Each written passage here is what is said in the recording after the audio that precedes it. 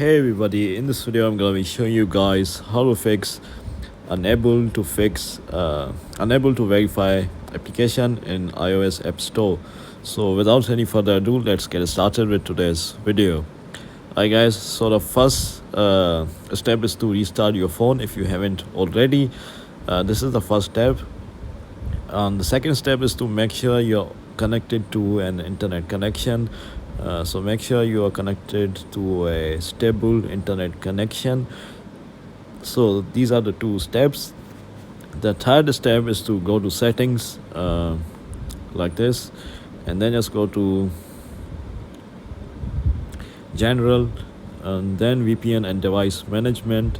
And here you should see that application that you have downloaded. You just have to click on it and verify the application certificate is verified, right?